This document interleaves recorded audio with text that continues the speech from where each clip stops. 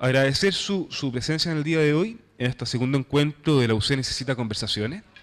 Este es un ciclo de encuentros que la facultad está realizando, y a la semana pasada tuvimos el primero que se llamó Escucha y Discernimiento. Y este segundo encuentro es sobre diálogos de la comunicación. Lo que queremos justamente son espacios de reflexión, son espacios en que la comunidad pueda sentarse a conocer un tema, a hacer un debate. Y en el sentido de comunidad no hay nada más propicio que hablar o establecer el diálogo. El diálogo como elemento de movilización de ideas y también de sentirse parte de un algo. Y ese algo hoy día es la Católica, que nos acoge dentro de una problemática y también nos ofrece esta instancia para poder sentarnos a pensar. Nos acompañan tres grandes personas, admirables por lo menos desde todo punto de vista para mí. La primera es Ingrid Bachmann, que va a hablar sobre el comunicar en un contexto feminista. Ingrid es doctora en comunicaciones, periodista de esta universidad, y sus áreas de investigación son en género, son en feminismo. Dentro de los premios que tiene, quiero solo nombrar algunas, pero tiene el Top Faculty Paper de la Comisión de Status of Women. También tiene un premio en Texas por un paper en género, entre otras muchas distinciones. Aquí en la facultad, cuando queremos saber algo de género y feminismo, siempre la Ingrid es nuestra guía y nuestra gurú ahí, así que con ella vamos a tocar el tema de comunicar en un contexto feminista, hacernos cargo del contexto que está pasando hoy día en Chile, el contexto que también la Católica está pasando, y poder entender qué implicancias tiene hoy día ese contexto para las comunicaciones, para nuestro quehacer. Luego, Claudia Labarca, que también es doctora en comunicaciones y también periodista de esta universidad. Su área de investigación principal es desde la comunicación corporativa, la confianza y las comunicaciones. Y con ella, lo que queremos también hacer es un debate sobre los diálogos para generar confianza. ¿Qué pasa con la confianza hoy día? ¿Cómo se construye o cómo se destruye la confianza? Y para cerrar, nuestro invitado internacional, Gustavo Entrala, que les doy muchísimas gracias por el privilegio de estar acá. Ayer tuvimos una primera presentación con él y fue un regalo, porque no solamente se dio en toda su historia y en todo su conocimiento, sino que también nos permitió entrar con él en un diálogo para compartir ideas y generar una mirada sobre un concepto que por lo menos para mí es súper revolucionario, que es este concepto de la honestidad radical, como nueva ventaja, como nueva fuente de construir empresas, nueva forma de construir una sociedad. Gustavo es experto en tendencias, innovación y branding, tiene 25 años de experiencia asesorando diferentes empresas. Solo quiero nombrar algunas, pero Emmy, Johnny Walker, L'Oreal, Rapsol, Warner, Red Bull, Häagen-Dazs, solo por nombrar algunas en estos 25 años. Ha asesorado marcas en más de 17 países. Y tiene una cosa que para mí es muy significativa y bonita, que aparte de ser uno de los 100 españoles del futuro, según la revista Capital, ayudó a Benedicto XVI a hacer su primer tuit. Y hoy día trabaja con la iglesia. Nada, es un privilegio poder estar con estas tres personas hoy día. Muy agradecido de la Ingrid, Claudia llega en un minuto, y también sobre todo de ti, Gustavo, por este privilegio de poder compartir hoy día en esta comunidad un diálogo que nos haga entender y reflexionar sobre los nuevos paradigmas y los nuevos dilemas que tenemos que enfrentar. ¿Sí? Muchísimas gracias, y les insisto que el cafecito está ahí a su disposición cuando quieran. Ingrid, gracias. Va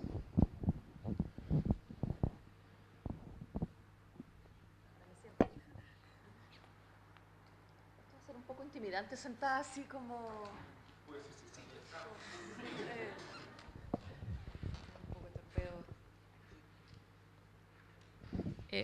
Me pidieron que hablara de cómo comunicar en un contexto feminista, lo que no es nada fácil, y es un poco...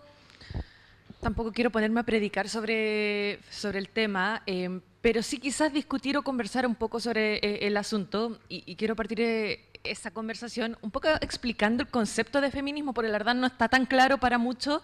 Si algo que me di cuenta a propósito de todo este movimiento feminista que ha salido tanto en los medios, es que hay mucha gente que no entiende de qué se trata, cuáles son sus postulados o qué es el feminismo o las teorías feministas. De hecho, yo partiría aclarando, es una teorización, es teoría, no es solo movimiento, tiene su lado que es activista, efectivamente, pero hay movimiento feminista con diferentes tradiciones en diferentes lugares, pero sí hay una teorización en muchos ámbitos, incluido el ámbito de las comunicaciones, que es en lo que me siento más familiarizada. Y en ese sentido, lo primero que quisiera destacar es que el concepto de teorías feministas o de teorizaciones feministas es un concepto paraguas para muchas cosas. Y paraguas en el sentido de que embarca o engloba muchas ideas, muchas nociones, es una perspectiva ideológica, efectivamente, es bastante compleja y es tan heterogénea que de hecho lo más correcto sería hablar de feminismos, plural, o de teorías feministas, y no solo uno, porque ponerlo todo dentro de un solo es hacerle un flaco favor a la complejidad que tiene. Ahora, ¿qué tienen en común todos estos? Es que en todos ellos se aborda un concepto que apunta a promover y defender, y por eso tiene su lado activista, la igualdad de género. Voy a volver sobre el concepto de género en ese sentido. Como una ideología ha tenido influencia de absolutamente todos los movimientos filosóficos y políticos de la historia. Del feminismo hay elementos de la Ilustración, del marxismo, del leninismo, del radicalismo, del positivismo. De hecho, hay feminismos con todo tipo de apellidos.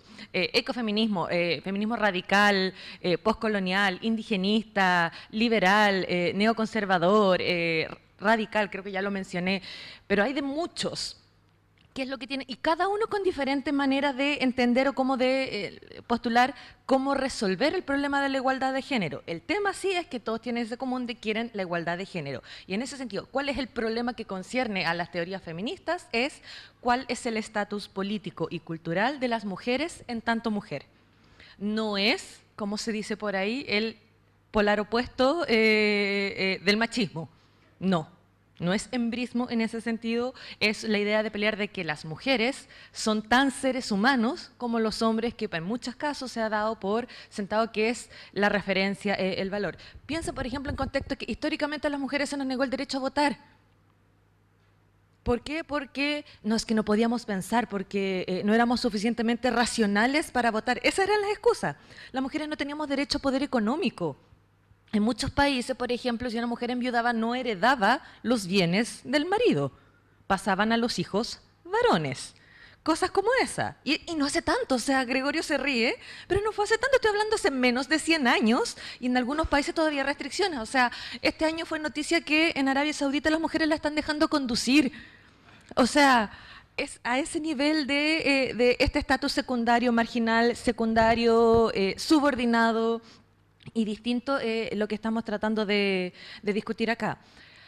También es importante entender que el estatus político de las mujeres o el qué y cultural, el qué significa ser mujer, obviamente no es lo mismo en todas partes del mundo. Y nadie está diciendo eso. No es lo mismo ser mujer hoy en Chile, año 2018, que lo era hace 50 o hace 100 o hace 500 años. Y no es lo mismo ser mujer en Chile que ser mujer en Brasil, en España, en Rusia o en Sierra Leona. Y no es lo mismo ser mujer, por ejemplo, en una democracia que en un gobierno autoritario. Lo que sí tiene de común es que la mujer en todos esos lugares está en el fondo en un estatus secundario o está subordinada o tiene algún otro problema. Por ejemplo, la violencia de género. La llamada violencia de género es un tema que es bastante, lamentablemente, transversal a la sociedad. En muchos lugares la mujer está desprotegida, de diferentes razones, de diferentes lados. En algunos lugares todavía existen, no sé, los asesinatos por honor. O que, por ejemplo, en algunas culturas que, por ejemplo, el ser violada implica que hay que matar a la mujer para salvar el honor de la familia. O sea, ¿qué situación es esa? Atacamos a la víctima y más encima la revictimizamos. Las teorías feministas en ese sentido, ¿qué es lo que hacen? En el fondo es atacar el sexismo. Y todo lo que entendemos con sexismo. El problema es que el sexismo es algo que está tan enraizado en nuestra sociedad que cuesta muchas veces darse cuenta de que existe ese sexismo porque lo damos por sentado, por natural, por obvio.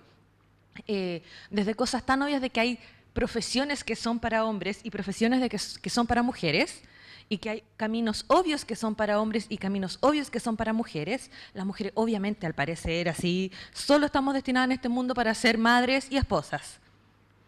Y fíjense lo raro que a veces como sociedad vemos a las mujeres que optan por no casarse o por no tener hijos. Es como que les falta un pedazo, que están incompletas. Y no le hacemos esa distinción a los hombres, por ejemplo.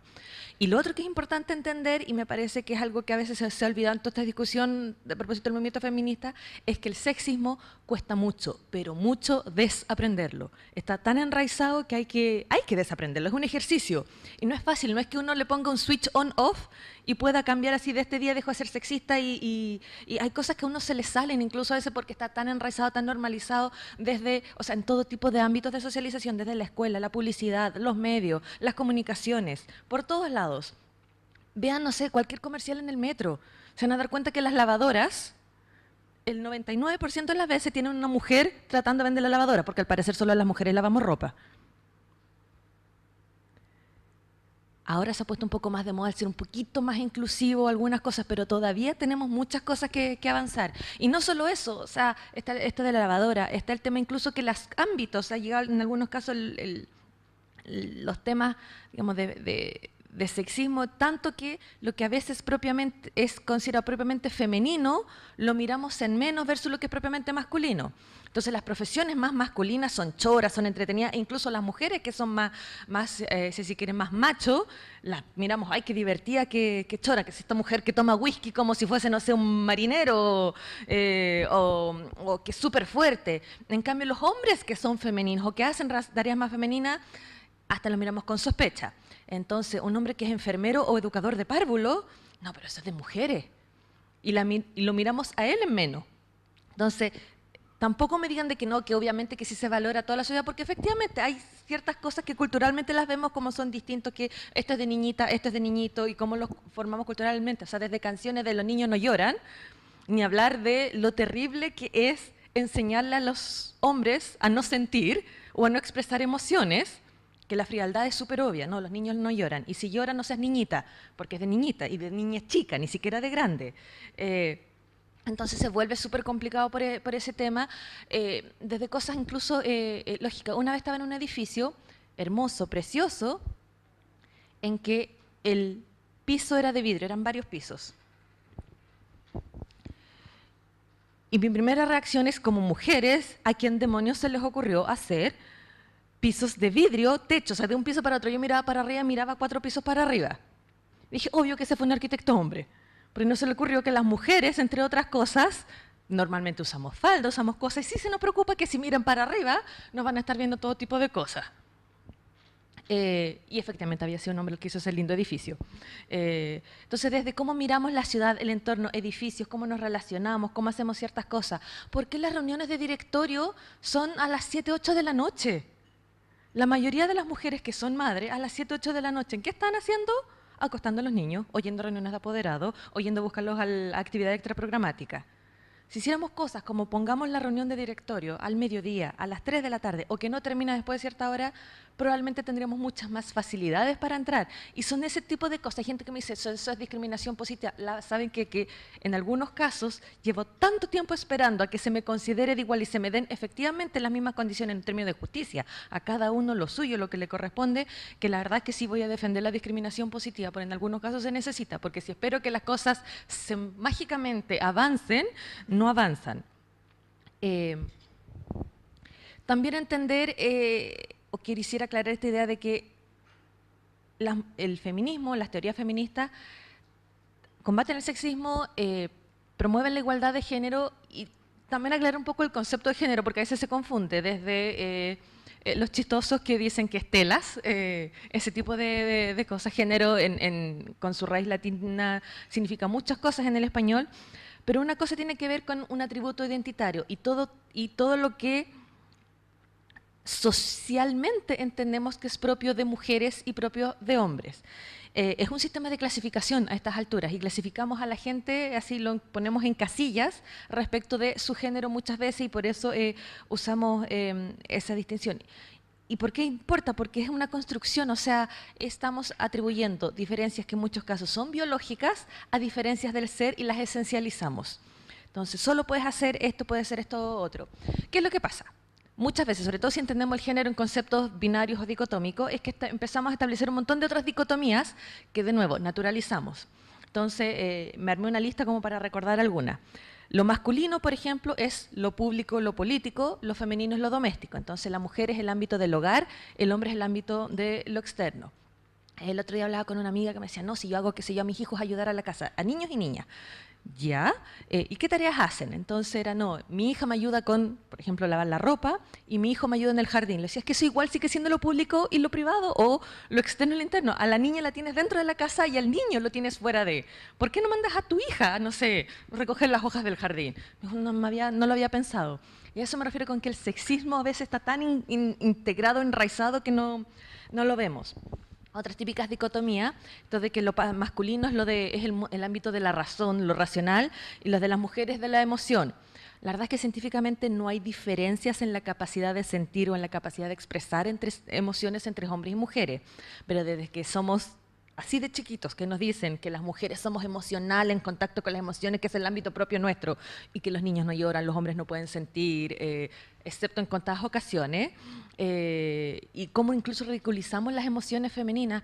Más de una vez he visto, por ejemplo, en las noticias, no sé, se va, por ejemplo, el miembro de una banda de estas típicas boy bands populares así de adolescentes, y las niñas que lloran, y ridiculizándola, ay, pero ¿cómo lloras porque se te va, qué sé yo, uno de los miembros de tu quinteto y ahora es un cuarteto?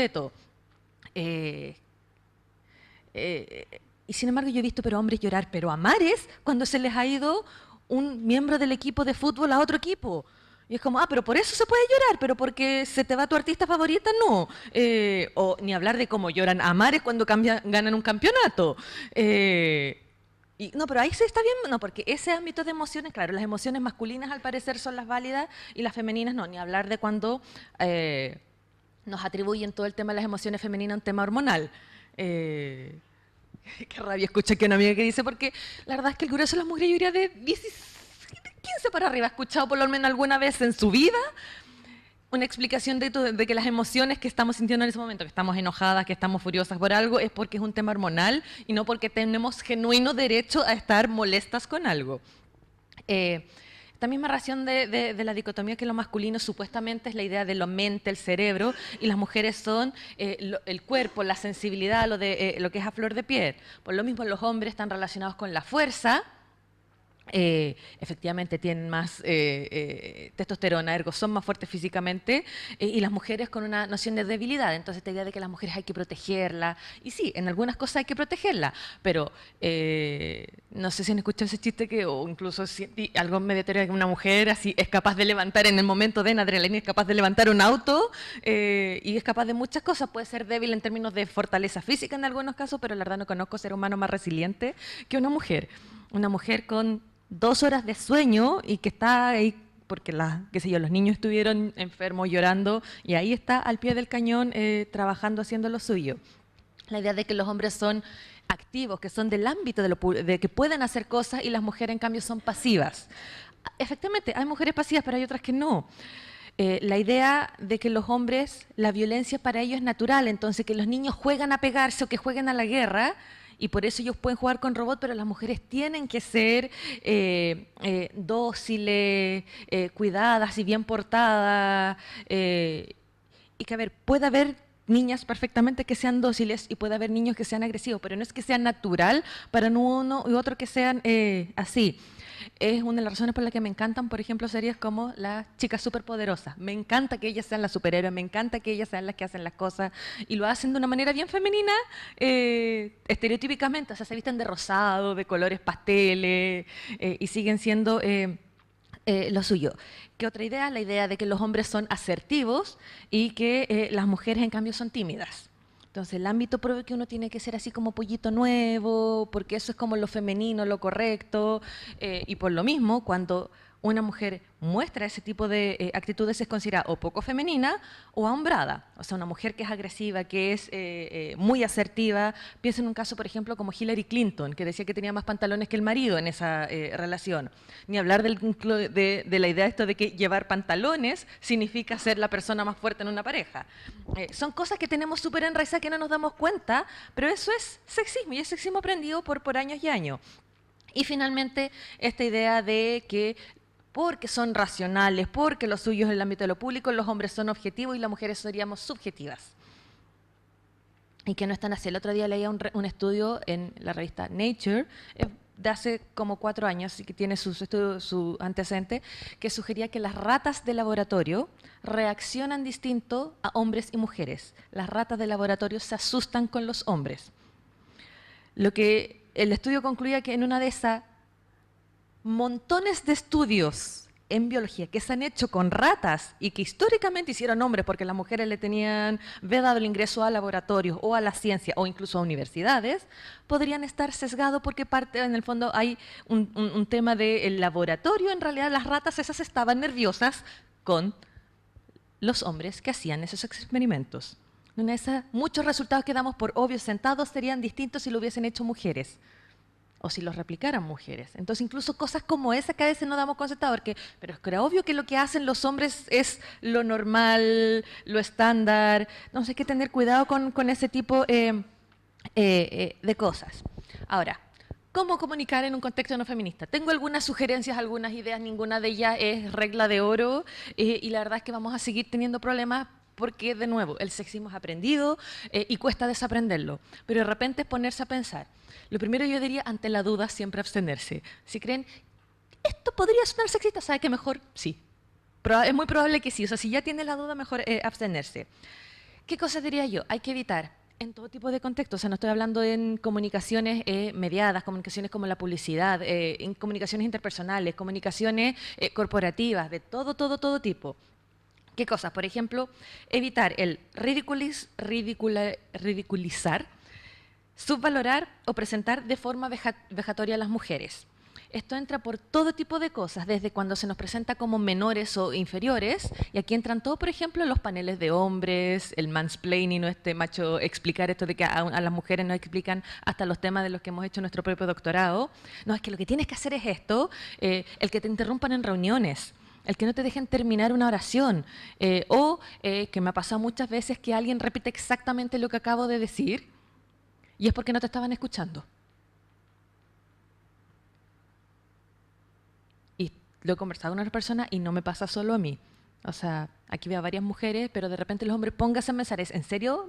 Vean lo que están haciendo, o que sus ideas son mágicamente la solución perfecta para todo. La idea de subvalorar es esto de, por ejemplo, expresiones como esa, no seas niñita, o de subvalorar lo que es propiamente femenino, en todo tipo de ámbitos. ¿Por qué la crianza de los hijos es algo supuestamente femenino? Tengo una amiga que dice que le molesta tremendo que le hablen que tiene un marido ayudador. Dice, no me está haciendo ninguna paleteada, está criando a sus hijos. Pero que le digan así como la media gracia, dice, o sea, sí, es verdad, mi marido me ayuda, me apoya y estoy súper contenta con eso, de que sea de los que crea de que la crianza de los hijos es tarea de los dos. Pero de que la gente me diga, es marido súper ayudador, o que mi suegra casi que le haga una fiesta porque fue a buscar a uno de los hijos al colegio, no sé, a la clase de ballet, y cuando yo voy a buscarlo es como, oye, llegaste tarde, para él es mérito ir a buscar a la niña al ballet, pero para mí es como, y tenía que llegar a la hora. Ese tipo de cosas que a veces no nos damos cuenta, yo creo que hay que pensarlas un poquito más. Está además decir, evitar todo tipo de imágenes o de lenguaje en que mujeres o partes del cuerpo de la mujer se reducen a un recurso para capturar la atención. Así la publicidad tiene mucho de cosas, y también, por ejemplo, los videojuegos. Hace unos meses presentaba en una conferencia en esta misma sala, de hecho, la diferencia de los uniformes de los avatares de videojuegos de hombres y mujeres.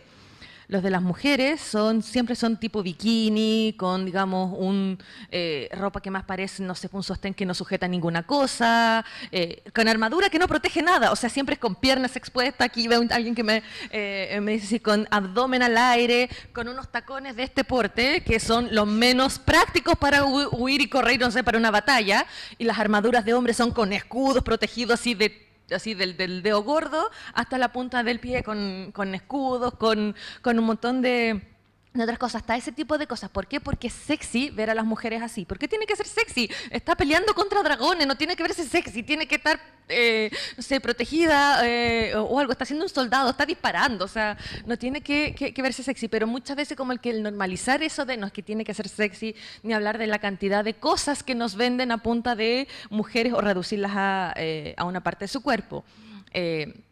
Recuerdo un titular de Las Últimas Noticias a propósito de Camila Vallejo, año 2011, en pleno pic del movimiento estudiantil, Parque O'Higgins repleto de gente, Camila Vallejo anunciando un nuevo paro nacional para ese martes, esto era un sábado, y Las Últimas Noticias titula Camila no quiso bailar la colita, porque se pusieron a cantar en algún momento algunos chistosos y ella simplemente se negó a bailar la colita. Entonces imagínense, en todo ese contexto político, a Camila Vallejo, la líder indiscutida de ese movimiento estudiantil, la redujeron literalmente a una parte de su cuerpo. Camila no quiso bailar la colita.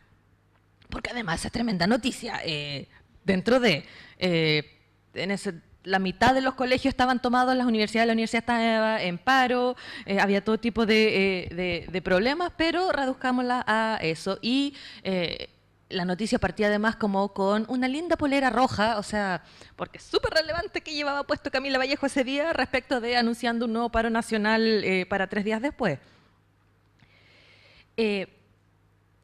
Otra cosa que deberíamos probablemente evitar o de considerar a la hora de comunicación en un contexto feminista es evitar el separar aguas de actividades, ya sea sociales o incluso profesionales, o incluso capacidades que son de mujeres o que son de hombres. Le preguntaría que ¿cuántas veces aquí a las mujeres las han hecho ser la secretaria de una reunión porque tú eres la mujer del grupo? Entonces, no, tú sabes tomar apuntes. Y es como, es tomar apuntes. O sea, yo creo que todos aquí sabemos cómo tomar apuntes. Pero el que no, es que el tomar apuntes de secretaria y el ser secretaria es de mujer, no de hombre. O una vez que en serio un colega, que no lo veo acá, pero que casi lo estrangulé, celebrando los cumpleaños en la oficina, y que dijo, ya las mujeres pónganse a servir torta. Servir torta, o sea, es toma un plato y pásalo, porque para eso necesito un cromosoma XX. Ese tipo de cosas hay que cuidarlas, porque de nuevo, o sea, puede que se tome normalizado, pero en serio, ¿por qué las mujeres tenemos que servir torta? Es alguien, gente, o sea, ahí en serio es irrelevante, pero cuando empezamos a hacer esas distinciones, hay que reconocer que hay cosas que pueden ser más naturales para unos que para otros, o que les salga más fácil, y en parte tiene que ver con la educación. O sea, yo soy un desastre con todo lo que sea mecánico, en parte porque nunca me enseñaron muchas cosas de mecánica. Ahora, de que intento hacerlo, lo intento.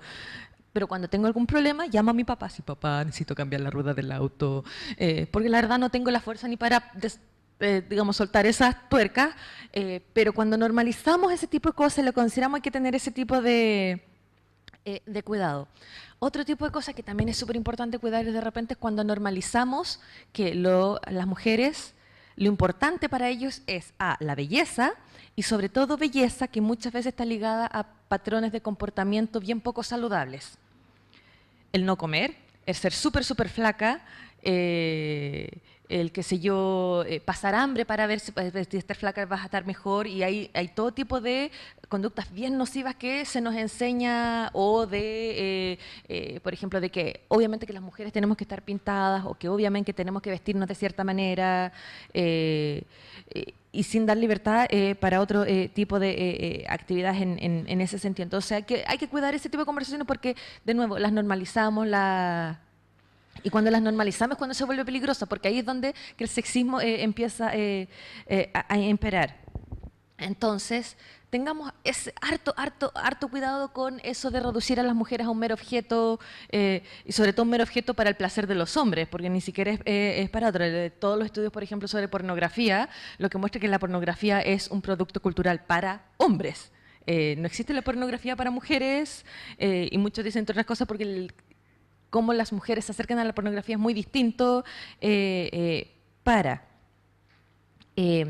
Otra cosa súper importante es que paremos de una vez de justificar o validar cualquier tipo, y en serio, cualquier tipo de agresión contra las mujeres, violencia. Ay, que le pusiste color si no era para tanto. No, sí, yo creo que era para ponerle tanto. O sea, más de una vez he tenido, por ejemplo, problemas en el metro,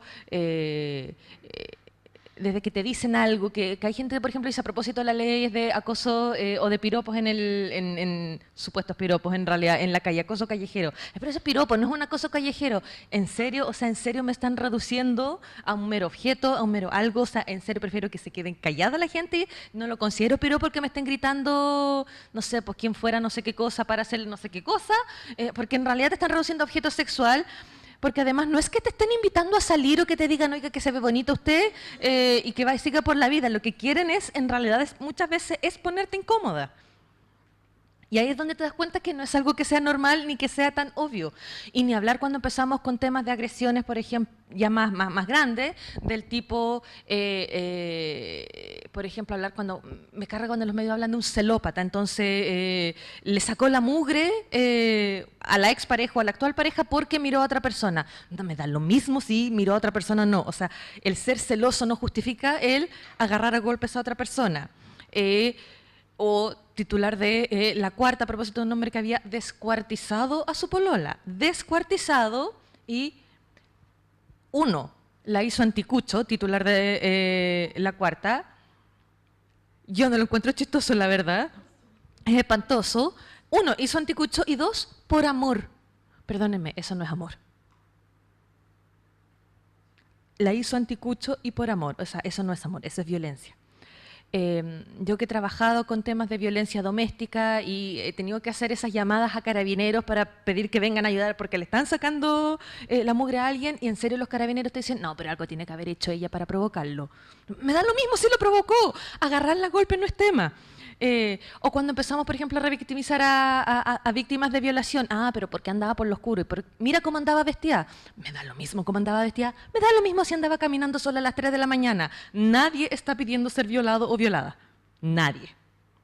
Pero normalizamos el que es responsabilidad de la mujer protegerse y no enseñamos por ejemplo, a los hombres de no hagas esto es consentimiento. Si te dicen que no, no es no. Y esas cosas cuando se normalizan es cuando tenemos ese tipo de circunstancias en que nos cuesta entender. Y la última gran recomendación que yo haría es cuidarse harto de ese como sexismo benevolente, esa idea de que a las mujeres hay que protegerlas, porque es verdad, hay que protegerlas en algunos casos. Yo creo en la discriminación y creo, por ejemplo, el feminicidio está tipificado en Chile como un delito específico porque tiene que ver con la condición de mujeres desprotegidas muchas veces, pero esta imagen como de este sexismo benevolente en que ponemos a las mujeres como más débiles y es una idea media romantizada de que tiene que salir el caballero en armadura a protegerla, fomenta una suerte de proteccionismo que es bien nefasto en muchos casos. Es más sutil como sexismo, no más obvio como otro, pero en muchos casos es tan peligroso como porque esta idea de que uno es desvalido, que uno no puede hacer nada, que es como casi que un ratoncito incapaz de hacer cositas, y hay gente que puede ser muy sumisa, muy tranquila, pero no necesariamente significa que las mujeres son desvalidas o que, por ejemplo, para todo necesita la decisión de un hombre o el apoyo de un hombre para hacerlo. Entonces ahí yo creo que hay que tener particular cuidado. Entonces, para ir cerrando un poco la idea, para no alargarme mucho, la idea es, pensémoslo, muchas veces pensarlo, hay muchas de estas cosas desde las expresiones como la de los pantalones, la de cosas que son para hombres y para mujeres, están súper enraizadas culturalmente, o sea, y nos va a costar, y de repente nos vamos a pegar tropezones o vamos a meter la pata. Siempre que veo, no sé, publicidad que es retirada por haber sido sexista, y siempre es porque hubo una reacción, yo siempre pienso, aquí hubo un publicista, o por lo menos varios, digamos, un creativo que pensó esto, una agencia que pensó que fue buena idea, un cliente que aceptó esa publicidad y pasó por, no sé, por lo menos 10 personas y que nadie dijo, oye, en realidad estamos metiendo la pata con esa publicidad, y hasta que de repente la publican y alguien de repente ahí atina, a chanfle, parece que metimos la pata. Y vamos a meter la pata más de una vez, porque estamos tan acostumbrados a ver ciertas cosas como de una manera y otra que hay que tener cuidado. Pero sí me parece que lo valioso de la conversación que estamos teniendo ahora a propósito del movimiento feminista es que por lo menos estamos discutiendo algunas de estas cosas, estamos pensando y en algunas veces estamos incluso haciendo, en el fondo, el doble clic para algunas cosas que es bien necesario. Sigámoslas pensando y de nuevo, ante la duda, lo mejor que es abstenerse. Entonces, he tenido gente que me ha dicho, pucha, pero ahora a las mujeres no se les puede decir nada. ¿Sabes qué? Prefiero que se quede callada y no diga efectivamente nada, a que me diga algo que puede ser ofensivo, sexista, discriminador. En serio, mejor no diga nada. En algunos casos sí, digamos, en boca cerrada no entras mosca, entonces mejor no meter la pata. Y podemos caer en una especie como de un espíritu así como que dice, no, porque tiene que ver con lo que es políticamente correcto y no con lo que es necesariamente correcto, pero bueno, por último es una transición, es un paso. Estamos discutiendo sobre ciertos temas y me parece que hay que discutirlo. Desde cosas tan sencillas de repente como hacer el esfuerzo deliberado por tener mujeres en ciertas posiciones, en ciertos cargos. O sea, más de una vez nos hemos dado cuenta de estos paneles de hombres en que todos los expertos son hombres. Pero, por ejemplo, yo a mis estudiantes en periodismo les digo, usted que también están defendiendo todo esto, ¿alguna vez se han preocupado de tener siquiera de asegurarse de que al menos una de sus fuentes es una mujer y que no es una mujer, como en el grueso de los medios, que tienen mucha más probabilidad de salir como la esposa de, la madre de, la hija de o la polola de? Que sale porque es experta en un tema, porque es agente de noticias, por otra cosa. Me decía, no, la verdad es que nunca lo había pensado. Bueno, pónganse a empezar ese tipo de cosas. De repente en las fotos, de empezarse a preocupar de que hay esa diversidad. Temas como los que mencionaba, temas como horarios, maneras de hacer. Hay un montón de sugerencias de prácticas no sexistas a nivel de empresa, a nivel de medios, a nivel de sociedad, de escuela, de organizaciones como las Naciones Unidas y de todo tipo de ONGs. Echémosles una mirada, considerémoslas, pensémoslas, porque esas cosas son las que nos van a ayudar. Va a costar, no va a ser fácil y no es, de nuevo, no es un switch que uno le prenda on-off y que lo pueda hacer, pero por lo menos la consideración a ciertas actividades, a ciertas maneras de hacer y de no normalizar el que y seguir perpetuando esta idea de que las mujeres son secundarias, menores, inferiores, menos que. Eso. Gracias.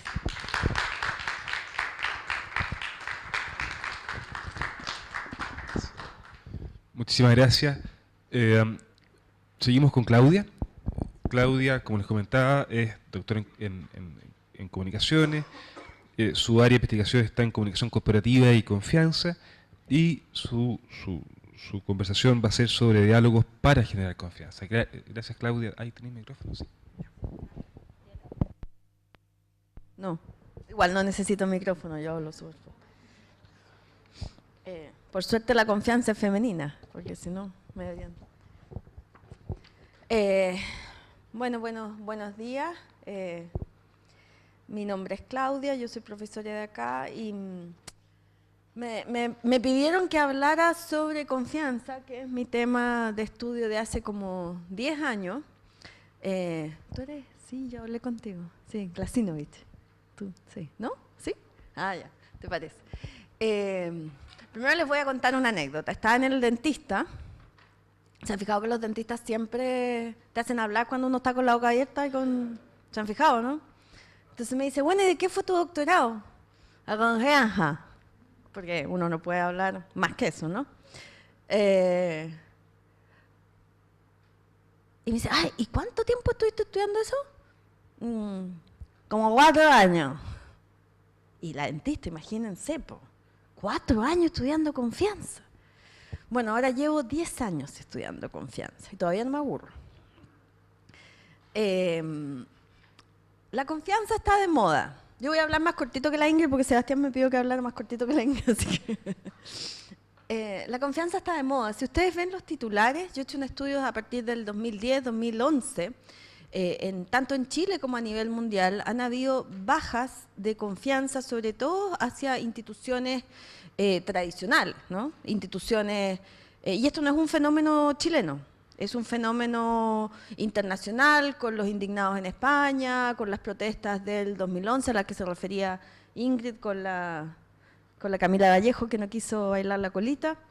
Y hay varias maneras actuales de medir la confianza. Uno de los indicadores más relevantes, uno que se llama Edelman Trust Barometer, que me dijeron que no trajera PowerPoint, pero si uno viera el PowerPoint, vería que la confianza hacia ciertos elementos ha ido, hacia ciertas instituciones, ha ido bajando, y esto está altamente relacionado con los eventos internacionales que producen ciertos escándalos. Por ejemplo, cuando fue el escándalo corporativo en Estados Unidos, evidentemente los niveles de confianza bajaron. Este año, Edelman Trust Barometer analiza confianza desde el punto de las fake news y todo el fenómeno que se ha producido en las redes sociales y cómo eso ha bajado la confianza, no solo en los medios, que ha ido persistentemente bajando la confianza en los medios, tanto en el extranjero como en Chile, pero también en el concepto de noticia general.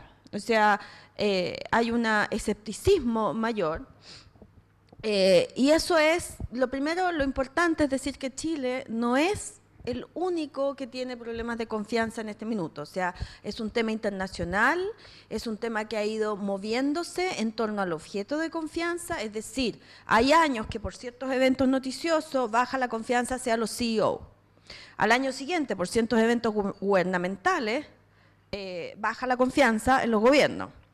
Actualmente, por ejemplo, todo el tema Trump ha hecho que todos los índices de confianza bajen en los Estados Unidos y en países europeos.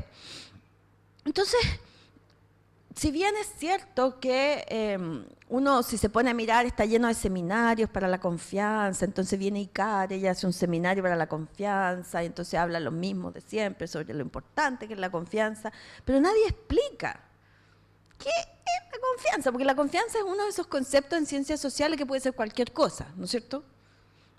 Puede ser desde fe. Muchas veces han visto ustedes los típicos actividades de recursos humanos donde dice cierra los ojos que tus compañeros te van ¿se han fijado? Entonces ponen confianza y ponen un tipo tirándose para atrás, o ponen confianza y ponen un papá que va a recibir a sus niños. ¿Se han fijado? Porque ningún papá le va a decir oso al niño, ¿no es cierto? Se pone así y el papá... Bueno, eso sí, es confianza, pero es una confianza más bien, más parecida a la fe. Y aquí me va a meter en un tema complicado, pero ¿cuál es el gran problema de nuestros jefes ahora, la iglesia? Es un tema de confianza pura. Es un tema que se quebraron las confianzas más elementales, porque además esa confianza está muy ligada más a la fe que a la experiencia. Y la experiencia, que es un factor de confianza, como vamos a conversar hoy día, quebró la confianza desde la fe, que es una creencia, no es una experiencia, ¿se entiende?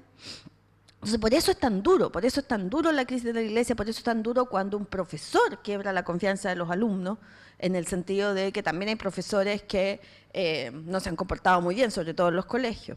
Entonces, yo quería con esto, a ver si logramos, porque el título es Diálogos para generar confianza, pero para dialogar sobre confianza o para dialogar, para generar confianza, hay que entender lo que es confianza, ¿no es cierto? Y yo lo primero que quiero decir es que en Chile siempre se habla de la confianza generalizada en los medios que ha bajado. Y la verdad que ahí hay un error, porque en realidad lo que ha bajado no es la confianza generalizada, sino que es la confianza hacia ciertas instituciones, ¿no es cierto? Los medios, la iglesia, el gobierno, etcétera.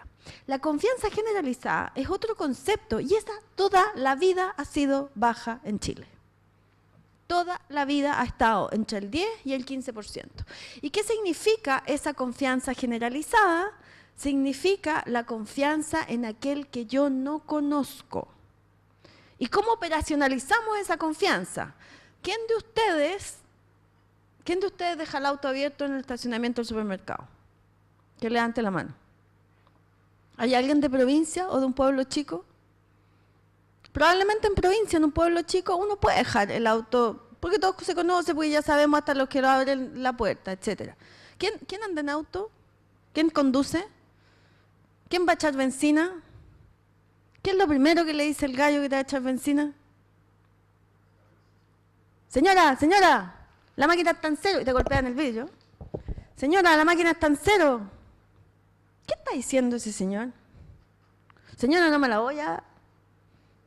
Ojo, ojo, estoy siendo honrado. O sea, el nivel de desconfianza es tan grande y es históricamente así, y hay razones históricas y económicas para que así sea, siempre ha sido baja.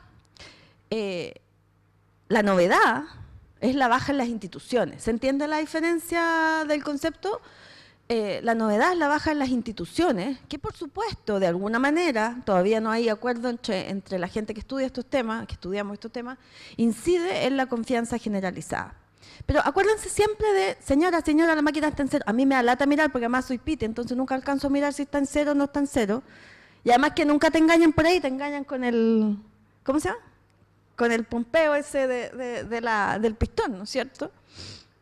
Pero a mí la máquina está en cero me representa los niveles de desconfianza generalizada que hay, donde una corporación, a través de un vocero, que es el señor que te echa la benzina, te está diciendo, señora, le juro que no la voy a engañar, porque está asumiendo que tú asumes que te van a engañar.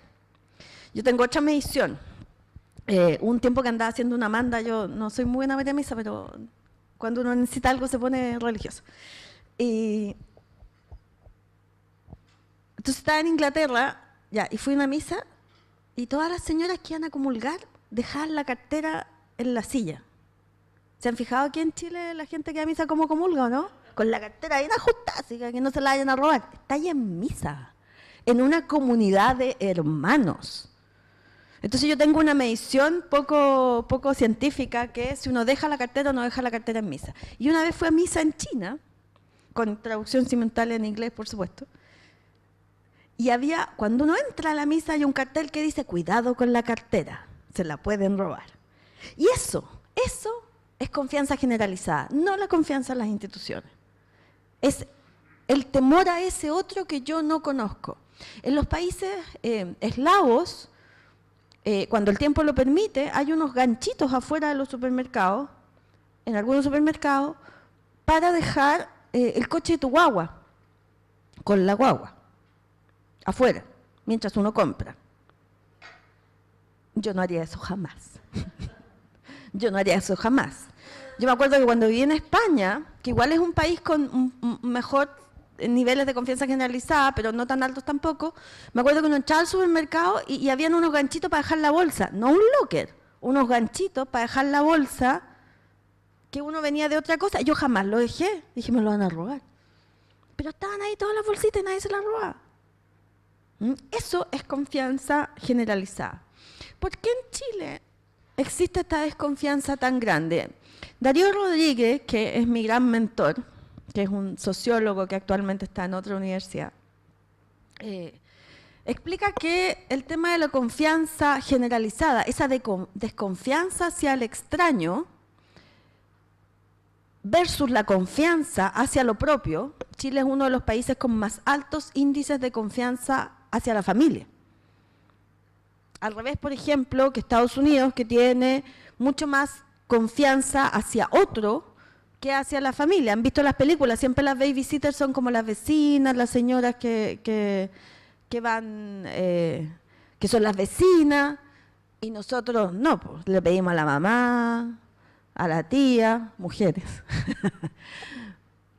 Entonces, ese nivel de desconfianza, dice Darío Rodríguez, tiene que ver con una conceptualización histórica de la hacienda chilena, donde el patrón era el que cuidaba, el patrón que era la familia, el padre de familia, la imagen de padre de familia, era el que cuidaba de lo suyo.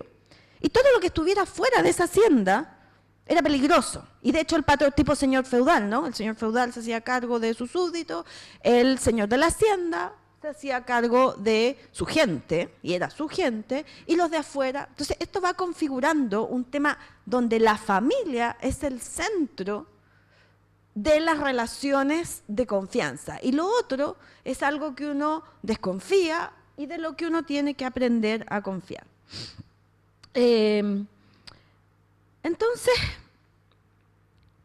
desde ahí, desde este entorno actual, ¿Cómo dialogamos para generar confianza? Y eso explica también algo que se me olvidó, que quería comentar, que es la famosa paradoja de Feno, que es que este hecho de que uno confía en lo de uno y desconfía en lo que no es de uno, explica por qué en las encuestas, por ejemplo, se han fijado que dice, ¿usted confía en la educación chilena? Un 20% confía. ¿Y usted confía en el colegio que puso su hija? Sí, claro. El 80% confía en... Esa es la paradoja de Feno, en que uno... Y eso tiene que ver, eso es viene de la confianza en el Congreso, de esos estudios. Fíjense que en el Congreso, por ejemplo, en Chile, la confianza hacia los parlamentarios es cerca entre el 2 y el 4%. Y generalmente estas encuestas tienen un error muestral de 5, por lo tanto puede ser 0 la confianza, o 8, 9. Pero fíjense que en las últimas elecciones, más del 50-60% de los parlamentarios fueron reelegidos. Eso es la paradoja de Feno. ¿Cómo se explica eso? Y eso se explica porque lo propio, y ahí quiero empezar a entrar en cómo construimos confianza, lo propio, lo familiar, es lo que uno confía. Lo extraño, lo exótico, lo diferente es lo que uno desconfía. Uno de los grandes problemas que estamos teniendo como país y que no estamos para nada preparados para eso es la inmigración. La inmigración trae temas de desconfianza. ¿Por qué? Porque al otro no lo conozco. Porque el otro es distinto. Porque no le entiendo lo que habla. Porque tiene otro color de piel. Entonces, a medida que te vas familiarizando con ese otro distinto a mí, se empiezan a generar lazos de confianza. Entonces, ¿cómo se hace? Porque el título de esta conversación, charla, no sé lo que es esto, es diálogos para generar confianza. La confianza no solo se construye con comunicación. Y aquí quiero abordar un tema que es muy relevante. Yo no sé quién trabaja en comunicaciones acá y el jefe te dice, ya, pues, pero haz algo para aumentar la reputación, di algo, créate un comunicado, no sé. No funciona así. Yo siempre le decía a un jefe que tenía, que me decía, pero hazme salir en la tele. Bueno, haz algo para salir en la tele. ¿No es cierto? Córtate una cintita, era político, córtate una cintita, no sé, haz algo para salir en la tele, ¿no? Entonces, la confianza no es un tema de comunicaciones en el sentido del sistema de comunicaciones aparte del sistema social.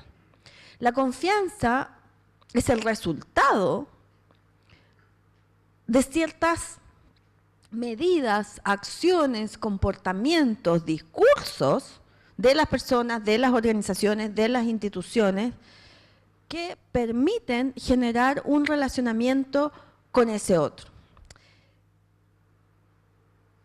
Entonces, en esta explicación de la diferencia entre la confianza generalizada y la confianza particular, me gustaría explicar un poco la visión de un autor que se llama Harding y que yo la suscribo bastante, que es que la confianza, como la entendemos nosotros y como se mide en las encuestas, es una confianza particular en un entorno que a lo mejor puede ser desconfiable, este entorno general. Entonces podríamos decir que hay un entorno de desconfianza sistémico, por decirlo así, pero que de alguna manera ayuda o no a construir estos lazos de confianza, pero el lazo de confianza que se construye es de un actor A con respecto a un actor B, con respecto a un tema C. ¿Se entiende? Si yo quiero que alguien me cuide mis inversiones, ¿dónde voy? ¿En quién confío? Supuestamente. Ahora con los ataques, ciberataques, estamos con problemas. Ahí hay un problema de confianza también. Voy a un especialista financiero, ¿no es cierto? Y le digo, mire, tengo este par de platita que quiero ver cómo lo hago. Lo pongo en un fondo mutuo, lo pongo en un depósito a plazo, ¿no es cierto? Y yo confío en esa ejecutiva o ese ejecutivo para que haga algo con mi plata y en esa institución que representa ese ejecutivo. Pero si yo tengo que salir y dejar a mis cabros chicos con alguien, ¿Voy donde ese ejecutivo? Que puede ser lo máximo en cuidar mis inversiones. No, porque la confianza es con respecto a algo. Y ese algo es lo que a veces las instituciones y las organizaciones y los líderes no entienden. Y les voy a explicar por qué en un minutito más cuando les explique la diferencia de por qué uno confía. Entonces lo primero es entender que uno no tiene una confianza general en el mundo. Eso se parece más a la fe, ¿se entiende?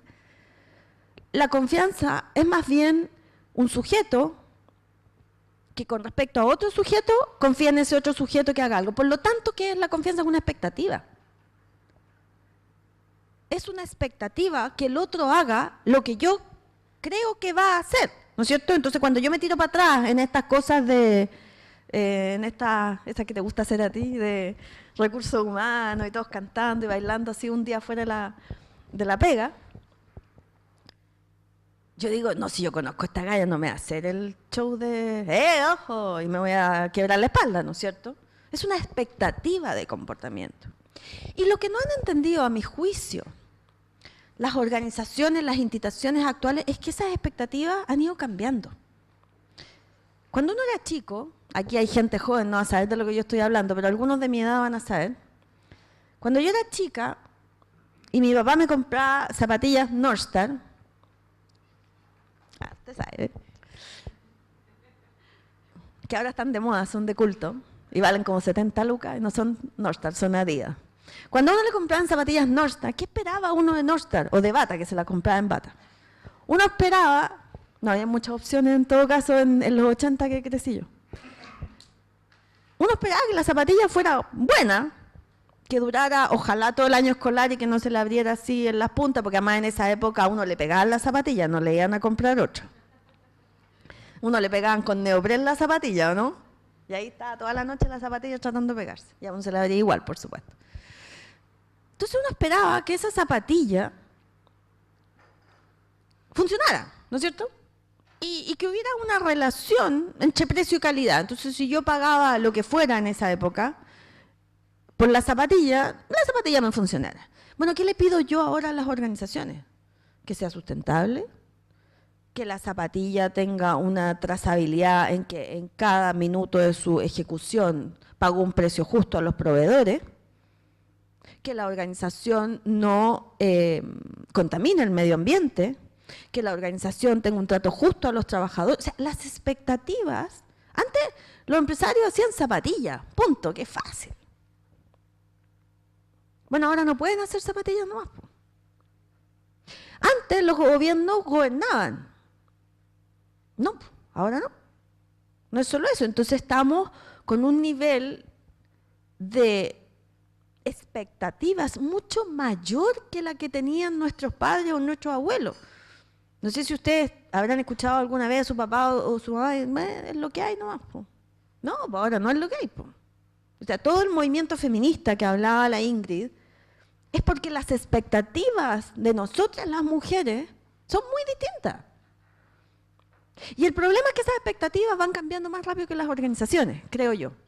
Y por eso se produce ese quiebra en la confianza. Porque yo de ti espero algo que tú todavía no te das cuenta que yo espero. Yo hago clases acá y yo estudié acá, bueno, en otro edificio, en el Campus Oriente. He dado tantos tips que son más viejas que no sé qué. Ya, bueno. Y yo me acuerdo que yo a los profesores le tenía pánico. Yo jamás me hubiera atrevido a tutear a un profesor. Y a mí los alumnos me mandan WhatsApp a las 11 de la noche. Oye, Claudia.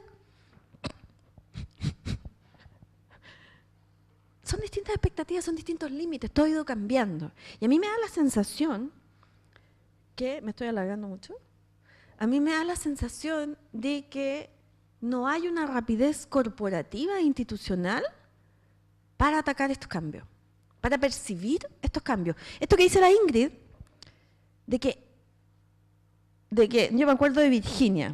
¿Te acordáis de ese que sacaron así de Virginia? No sé si vieron un spot que decía, mi marido barra el piso conmigo, y salía la niña con la cuestión de Virginia. Virutex, ya, perdón. Perdón, marca Virginia, fue Virutex. Bueno, es que ahí está el punto. No, nadie fue capaz de ver, en toda esa cadena de mando que se toma una decisión de sacar una pieza publicitaria, ¿lo dije bien? ¿Pieza publicitaria? En todo ese minuto, ay, me cuesta estar sentada, me empezaba a pasear, ya. En todo ese minuto pasaron por quizás cuántas personas y todos lo encontraron estupendo. Lo deben haber aplaudido, qué gallo más brillante, mira la idea que se le ocurrió. Y eso tiene que ver con que no leíste el entorno, finalmente, y los cambios de ese entorno. Entonces, yo diría que la primera consejo es mirar el entorno y ver cuáles son las expectativas en torno a mi comportamiento, como organización, como institución, como persona. Porque esas expectativas son mucho mayores. Por lo tanto, la exigencia es mucho mayor. Por lo tanto, el desafío corporativo y el desafío institucional es evidentemente mayor y más caro. Porque hay una cosa súper importante en torno a la confianza. Es súper caro construir confianza. Súper caro. Lleva tiempo, lleva años, lleva recursos. Y es súper fácil destruirla. Con una acción podemos destruir la confianza. A nivel interpersonal, a nivel institucional, a nivel social, a nivel corporativo, etc. El otro tema importante de la confianza, creo yo, y espero hacer mi próxima investigación en eso, si mi amiga Ingrid decide ir conmigo en esa investigación, es que la confianza siempre se ha medido como una actitud. ¿Cuánto confía usted en la iglesia, los parlamentarios, el gobierno? O sea, como un todo, ¿no es cierto? Y a mí me parece que esa manera de medir ya no responde a la complejidad del concepto. Y yo creo que la confianza tiene dimensiones, no solo tiene objetos. ¿Se acuerdan que le acabo de decir que uno confía en B sobre un tema C y no necesariamente confía en B sobre el tema D? Pero además la confianza tiene dimensiones, bases diferentes de confianza. Hay un autor que en el año, bueno, varios autores, pero Mayer es el principal, que estableció, que me parecen unas grandes categorías, yo creo que hay que seguir indagando, pero él determinó que hay 3 dimensiones principales en la construcción de confianza. ¿Por qué confío yo? Uno, por la competencia, no que yo compito, sino que yo sé hacer algo, ¿no es cierto? Y Sebastián, cuando presenta a la Ingrid, presenta a mí, da todos los títulos, ¿no es cierto? Así, doctora, no sé qué, magíster, no sé cuánto, tanto. Porque ¿qué está diciendo Sebastián? La persona que se va a parar aquí algo sabe del tema. Y eso es la habilidad, la competencia. El que Northstar haga las zapatillas bien, ¿no es cierto? El tema es que ese es el desde, ¿no es cierto? ¿Han visto que hay autos desde tanto, o desde no sé qué, y justo, o el viaje, desde? Y justo el que uno quiere no es el desde, porque el desde sale a las 4 de la mañana, tiene 5 escalas, y llega a Miami 3 días después. El tema, y esto tiene que ver con la manera de reaccionar que yo les decía de la sociedad en su conjunto, las organizaciones en particular. El tema es que todos creemos que la confianza se construye desde esa habilidad. Y sí, es cierto, pero es lo básico. Porque este cambio de expectativas que yo les explicaba antes ha movido ese foco desde la habilidad a la benevolencia, que es otro concepto, y a la integridad. ¿Y qué es benevolencia? La benevolencia tiene que ver con las intenciones que yo adjudico al otro en su comportamiento. En que sea una persona buena. Y eso es donde las organizaciones, las instituciones, el gobierno, los parlamentarios, es lo que tiene mala percepción. Esa dimensión.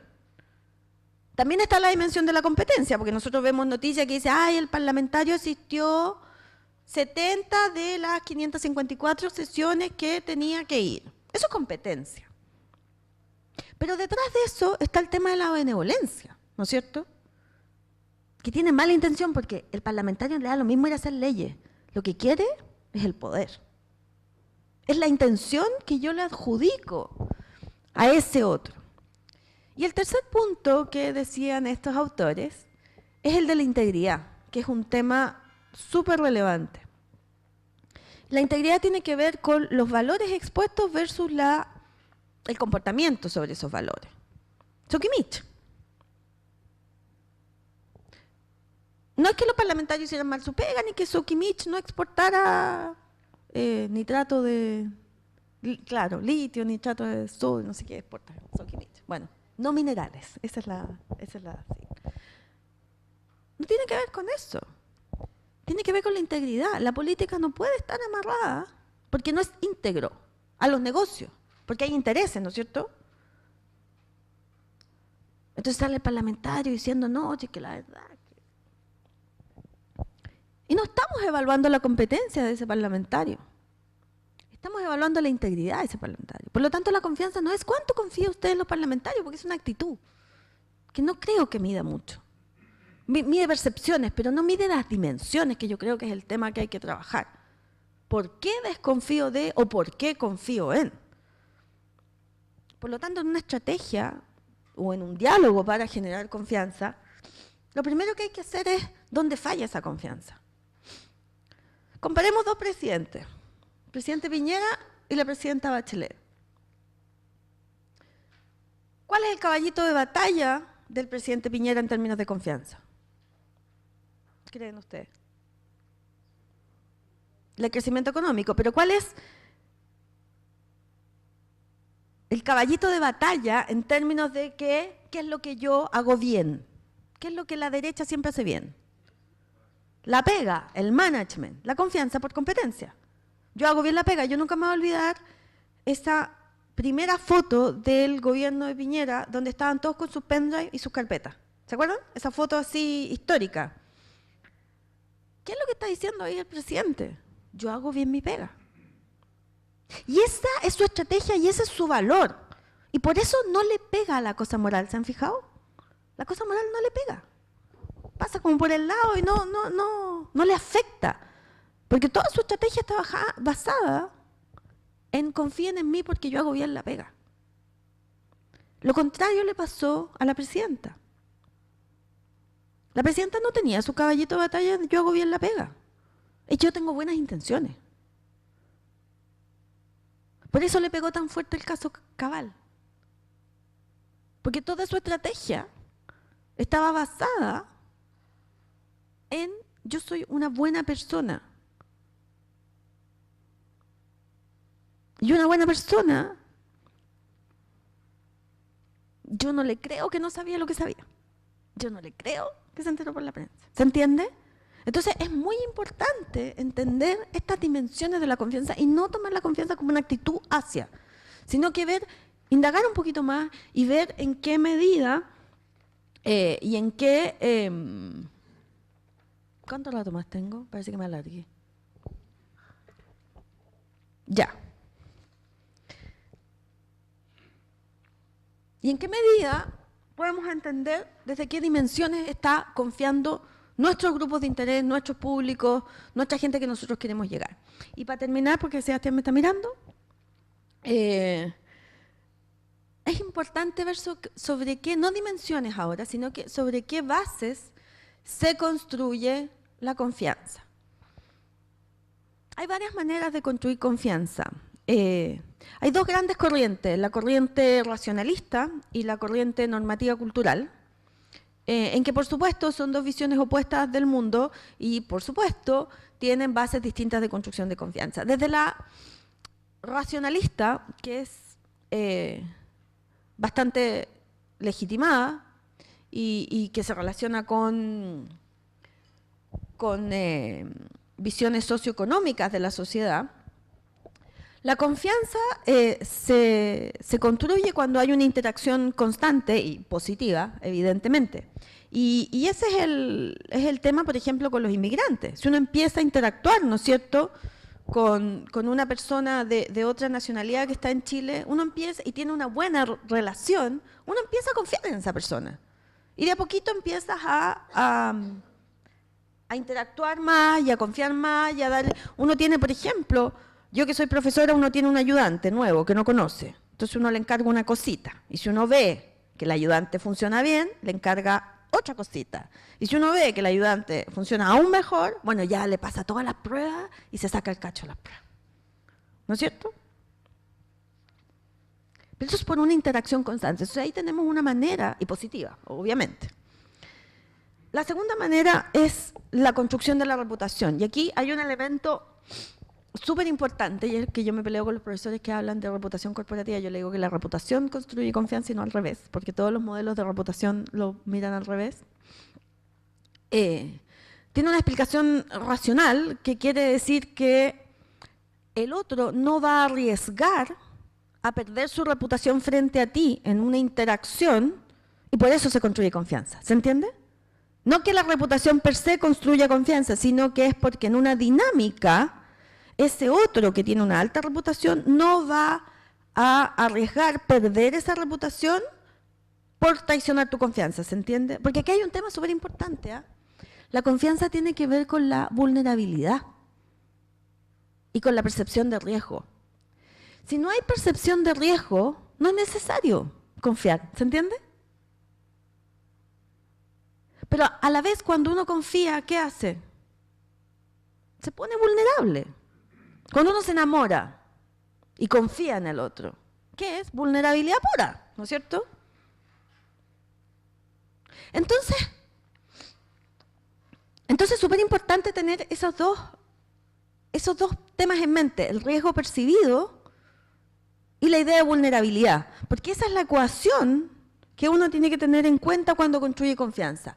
¿Cómo disminuyo la percepción del otro sobre el riesgo percibido?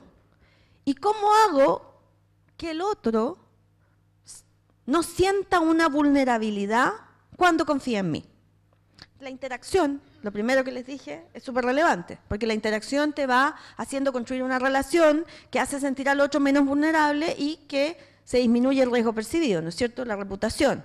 El conocimiento y la información. Yo a lo que conozco no le temo. ¿Por qué le tienen los niños miedo a lo oscuro, a los fantasmas? Porque no lo conocen. Bueno, mi abuelita decía que había que tenerle más miedo a los vivos que a los muertos, pero es posible que tenga razón. Entonces el conocimiento y la información es muy relevante. Por eso, desde las comunicaciones y desde la publicidad y desde cualquier ámbito comunicacional, la información es clave para acercarse al otro y generar vínculos. La experiencia directa es súper importante. No solo la comunicación publicitaria o corporativa. Yo siempre le digo a mis alumnos, si uno ve la publicidad, el spot del supermercado X, y dice, un asadito, no sé, cualquier cosa. Y va y hay una cajera con cara de pescado y con una cola eterna, porque uno quería comprar el pan. Se destruye eso. Entonces la experiencia directa con ese otro es vital para disminuir la percepción de riesgo y la sensación de vulnerabilidad, que son los elementos, de nuevo, importantes de la confianza. La información y el conocimiento tiene que ver con otro concepto que tiene que ver con la transparencia. Y de nuevo volvemos a este cambio social donde las expectativas sociales han ido aumentando. Los niveles de transparencia que le exigimos a quienes nos gobiernan, a quienes nos proveen de productos y servicios, es brutal. Y cuesta ser transparente. Cuesta mucho porque es algo que es mío, ¿no es cierto? Y a las empresas les cuesta mucho. A las organizaciones les cuesta mucho. Pero es vital para tener estas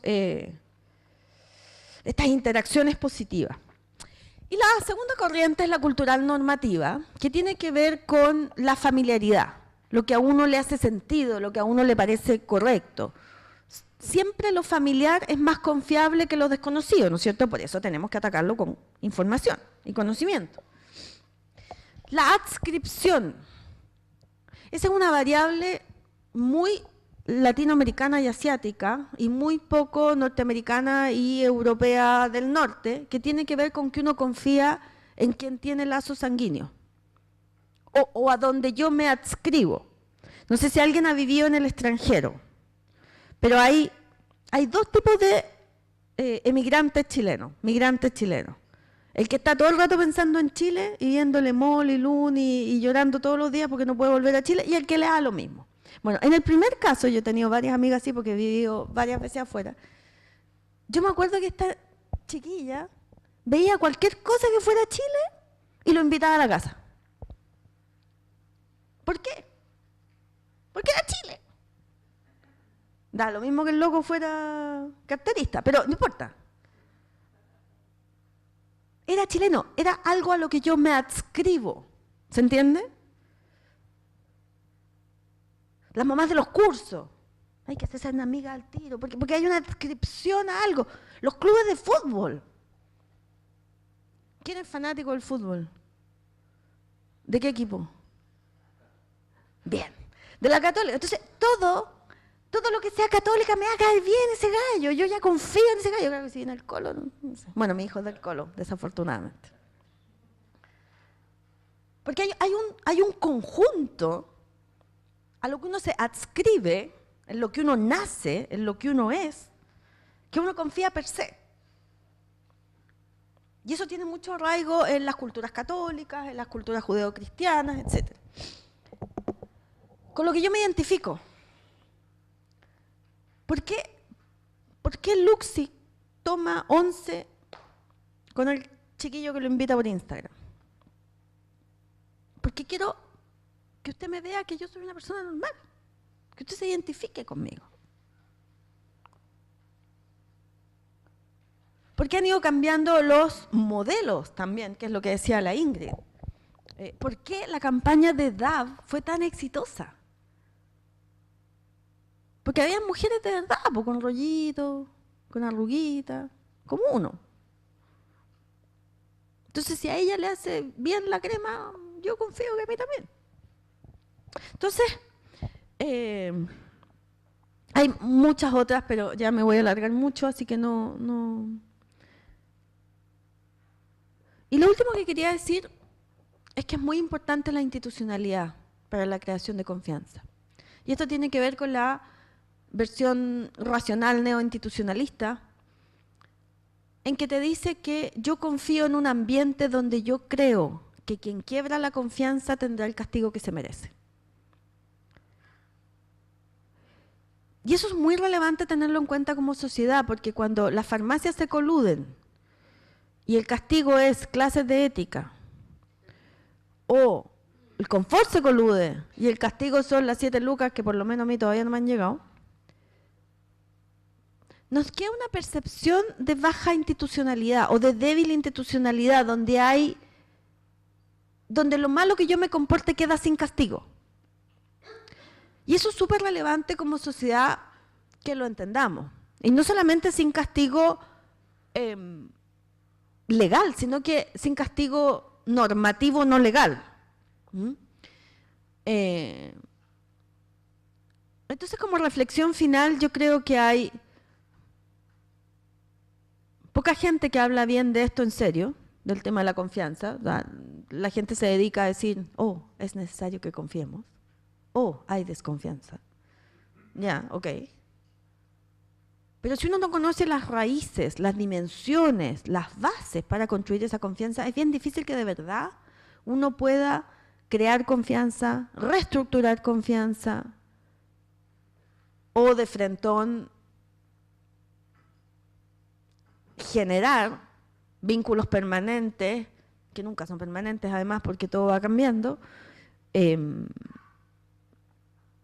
un contexto actual donde hay baja generalizada de confianza, donde hay desconfianza en las instituciones y donde pertenecemos a una cultura, que eso es súper importante que recordemos, donde uno confía en lo cercano y no en lo que no conoce. Eso sería.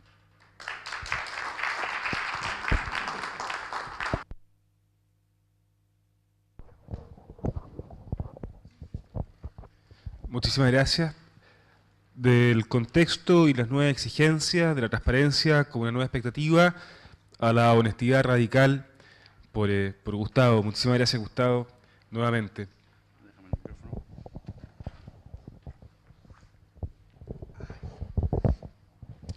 Pues nada, muy buenos días y muchas gracias por esta invitación. Yo voy a hablar rápidamente sobre la honestidad radical y voy a practicarla. Y la voy a practicar diciéndoos que yo esperaba que esto fuera una conversación o unas conversaciones sobre determinados temas y por eso, bueno, yo voy a ser muy rápido. A ver, en un momento como el que vivimos, en el cual hay unos mercados totalmente globalizados, donde las empresas que tienen competencias digitales tienen una ventaja competitiva muy grande sobre las demás, donde todos los sectores se están transformando, es muy necesario que las compañías tengan dentro un motor de innovación permanente, ¿vale? O sea que ya no estamos en unos tiempos en los cuales podamos planificar a 5 años el futuro del negocio, donde nuestra línea de productos varía muy poco de año en año, donde las coordenadas de mi mercado las tengo muy claras y es estable, ¿vale? No hay nada estable ahora, ¿vale? O sea, las condiciones de los mercados cambian con mucha velocidad en todos los sectores. Entonces, ¿cómo adaptarse o cómo ser una institución que vibra en el sentido de que tiene éxito en un contexto como este tan rápido, tan cambiante y donde hay que meter la innovación en el centro? Pues por propia experiencia y también por conocimiento cercano de algunas empresas que tienen mucho éxito en el mundo de hoy, y me parece que hay 3 casos como muy notorios, ¿no? Uno es Pixar, en el mundo de la animación, otro es Netflix, en el mundo del contenido, en los medios, y el otro es menos conocido, se llama Bridgewater, y es un fondo de inversión o una empresa de inversión que tiene su sede en Nueva York y que ha sido la empresa de inversión que mejor ha superado la crisis en todo el mundo, ¿vale? Y es una empresa privada, no está en bolsa ni nada de esto, ¿no? Y estudiando los casos de esas 3, lo que se identifica como rasgo común es que se cultiva en la cultura empresarial propia la honestidad radical. O sea, lo que significa, primero, que las personas vienen ya a la empresa empoderadas, porque el poder lo tenemos los seres humanos, ¿vale? Nadie nos tiene que dar el poder. No hay ninguna institución que se pueda arrogar como la osadía de decirle a un ser humano, te voy a dar poder. No, el poder lo tienes tú ya, ¿vale? Lo tienes tú en tu capacidad intelectual, en tu capacidad creativa, en tu capacidad de estudio de las realidades, en tu capacidad operativa, en tu competencia, ¿no? Como nos decían antes.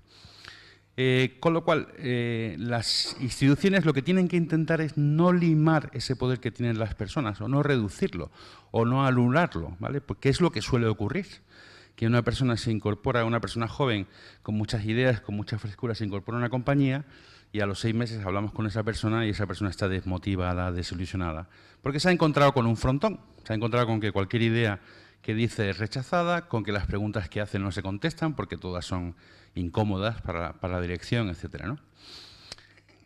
Honestidad radical es decir lo que uno piensa, ¿vale? Y pensar lo que uno dice. Tiene esas 2 dimensiones, ¿vale? O sea, yo creo que es muy importante que las personas con las que trabajemos que se fomente, que digan lo que piensan, ¿vale? Y en eso tengo que reconocer que en el Vaticano aprendí mucho, porque allí hay un modo de hacer que yo creo que es muy interesante, y es que el jefe habla el último siempre, ¿vale? O sea que cuando se está juzgando un trabajo creativo, un diseño, lo que sea, el jefe es siempre el último, ¿vale? Deja que todos los demás se expresen, que todos los demás hablen, que digan lo que piensan, y él habla el último. Y lo que ocurre en las organizaciones contemporáneas, en las que hemos trabajado todos, es que el jefe no para de hablar. Y además siembra como unos estados de ánimo sobre las ideas que se están proponiendo que son muy difíciles de rebatir, porque uno tiene muy difícil enfrentarse a esos puntos de vista, ¿no? La Bridgewater, por ejemplo, aplica un mecanismo que es lo que llaman la idiocracia, que es, digamos, hace anónimo el proceso de feedback de los propios directivos cuando se está proponiendo una idea. Ese proceso de feedback se hace a través de una aplicación, ¿vale? Y hay un algoritmo que es el que determina, en función del peso, del prestigio que tiene cada persona que trabaja que está en esa reunión y de la opinión que tiene, se toman las decisiones. El algoritmo es el que termina tomando las decisiones, ¿vale? Es una cosa bastante curiosa. Hay una charla de TED muy buena sobre el tema para que la veáis, ¿no? Pero en el fondo hay una cuestión que es, primero, decir la verdad suele traer problemas, ¿vale? O sea, decir la verdad en una organización suele ser molesto, suele ser bastante incómodo. Pero los problemas que surgen de decir la verdad son los buenos problemas, ¿vale? Porque ayuda a clarificar las cosas, porque ayuda a que la jefatura de la organización se aclare sobre lo que quiere, porque ayuda a la directiva o al directivo a modificar su discurso para adaptarlo mejor al público que tiene realmente. Y porque ayuda a la gente nueva, a la gente que entra en la organización también, como a desenmascarar bueno, pues su propia ignorancia muchas veces, ¿no? O sea que un jefe que tuve yo me decía, Gustavo, tú siempre di lo que piensas para que te cuestionemos, ¿vale? Para que los demás te puedan cuestionar y no te quedes tú con las ideas dentro y no te quedes tú por los pasillos de la empresa atacando a los directivos porque son idiotas o porque tal, sino tú sácalo todo fuera, ¿vale? Y la verdad es que siempre he seguido ese consejo y me ha ido francamente bien. Y también he tenido grandes enemigos, o sea que no os lo niego. O sea, decir la verdad tiene su precio, ¿vale? Y luego, es mucho más difícil aguantar que te digan a ti la verdad, ¿vale? O sea, que un jefe te diga a ti la verdad sobre lo que piensa de ti o un equipo que te va a evaluar, te analice y objetivamente diga, bueno, pues tú tienes esto de bueno, esto mejorable y esto claramente es mejorable.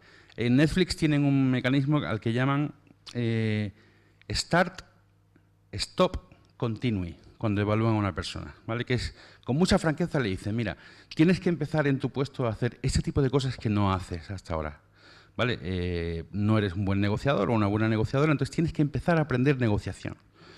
Stop es, deja de hacer eso que haces, ¿vale? O sea, ese comportamiento que tienes, ese hábito o esa manera tuya de estar en las reuniones o tal, esto hay que pararlo, ¿vale? Y luego, continue es el modo de celebrar lo bueno que hace esa persona. O sea, decirle, mira, esto que haces aporta mucho al equipo, es muy interesante, sigue haciéndolo, ¿vale? O sea, que la honestidad radical tiene como dos dimensiones. Una es acostumbrarse a pensar lo que uno va a decir y a decir lo que uno piensa, ¿vale? Y eso es duro y en ocasiones te puede costar el trabajo. Pero la gente sabe dónde estás tú y quién eres. Y ese saber dónde estoy yo y quién soy es muy importante para funcionar con confianza en la sociedad y con confianza en la empresa. Yo prefiero que la gente me conozca y conozca mi intimidad. O sea, no mi intimidad más privada, sino dónde estoy y qué pienso. Que ser una persona noble, que se le ve y uno dice, vale, pues esta persona es así. Es mucho más fácil trabajar con ese tipo de personas que con personas que nunca dicen lo que piensan, que son equívocas, que son ambiguas, ¿no? Eso para mí siempre ha resultado mucho más difícil, ¿no? Y en segundo lugar, que cuando se evalúe a las personas se haga con objetividad, o sea, que se les digan las cosas que se les tienen que decir de la mejor manera posible, ¿no? Entonces yo creo que si esas dos formas de honestidad se practican, que no, cuesta sacrificio, cuesta esfuerzo, pero vale la pena. ¿Y vale la pena para qué? Para tener relaciones personales que de verdad tengan valor, ¿vale? El punto de la honestidad radical en hablar con la gente, mostrarse como uno es y decir a la gente lo que pensamos, ¿vale? Y también en la vida profesional, si uno quiere hacer trabajos que de verdad tengan sentido y que de verdad tengan profundidad, hay que acostumbrarse a decir la verdad, a ser muy honesto. Yo he tenido una agencia muchos años de publicidad y me ha costado mucho decir la verdad a los clientes, ¿no? Pero realmente he notado que cuando he sido valiente y se lo he dicho, no tanto para hablar de cuestiones personales, ¿no? Sino para hablar de cómo está su marca, cómo el lenguaje de lo que él quiere hacer está muy lejos de la realidad de lo que hace en el día a día. Cómo, por ejemplo, al hablar con un candidato político, ¿no? Pues decirle, mira, es que tienes que dejar de hacer esto, esto y esto en tu vida personal porque si no la gente no te puede creer, no puede confiar en ti. Entonces, esas conversaciones de sentarse y de verdad abrir el corazón y decirle a la gente lo que pensamos, ¿pueden salir mal? Sí. ¿Pero merece la pena el riesgo? También, porque digamos que en el plano personal y en el plano profesional hacen que una persona, una empresa y un país puedan crecer muchísimo. Eso es todo. Gracias.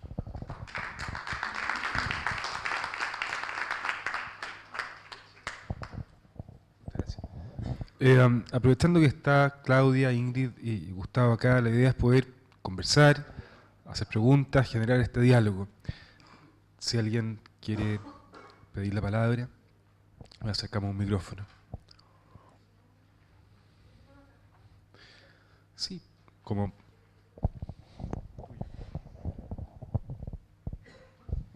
Sí, a la primera expositora, no recuerdo su nombre, sí, no sé qué opina.